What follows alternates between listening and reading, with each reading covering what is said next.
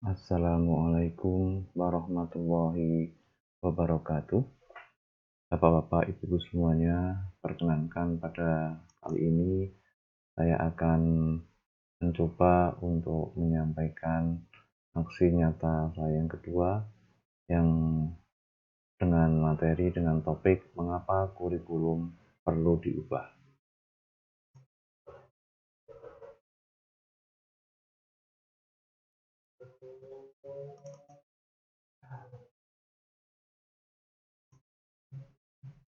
Saya awali dengan pengertian kurikulum.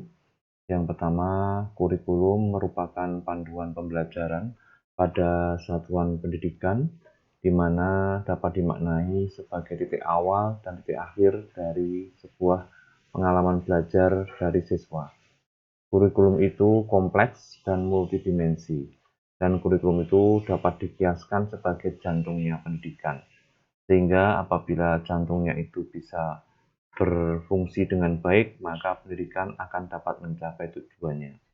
Kurikulum yang baik adalah kurikulum yang menyesuaikan dengan zamannya, terus berkembang dan terus selalu diadaptasi sesuai dengan konteks dan karakteristik siswa, demi membangun kompetensi yang sesuai dengan kebutuhan siswa yang selalu dinamis yang akan datang, di masa yang akan datang.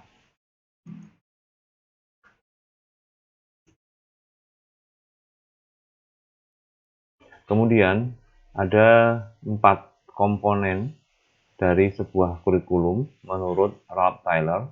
Yang pertama adalah tujuan, yang kemudian adalah konten atau isinya, yang ketiga adalah metode atau caranya, dan yang keempat adalah bagaimana cara mengevaluasi dari hasil yang akan dicapai. Kemudian, mengapa kurikulum perlu diubah? Nah, ini ada 3 alasan mengapa kurikulum perlu berubah. Yang pertama, supaya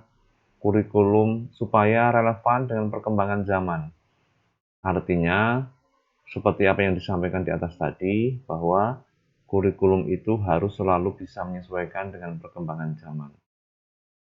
Kemudian yang kedua, supaya dapat memenuhi kebutuhan belajar dari siswa. Yang ketiga, supaya dapat menyiapkan generasi yang lebih cemerlang di masa yang akan datang.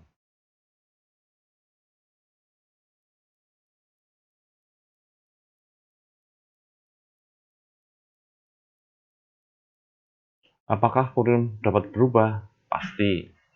Sesuai dengan apa yang disampaikan di atas tadi, sesuai dengan sifat yang selalu dinamis, maka kurikulum harus selalu berubah dan harus selalu beradaptasi sesuai dengan konteks dan kebutuhan zaman atau dengan kebutuhan siswa untuk membangun kompetensi yang sesuai dengan masa kini dan masa yang akan datang.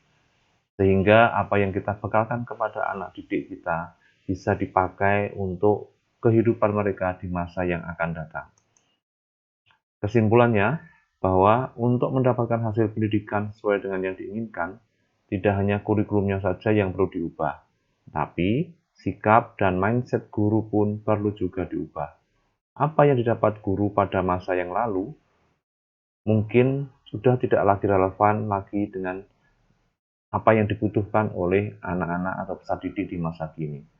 Semua komponen pendidikan harus menyesuaikan dengan zaman. Intinya hanya itu saja. Sekian apa yang bisa saya sampaikan.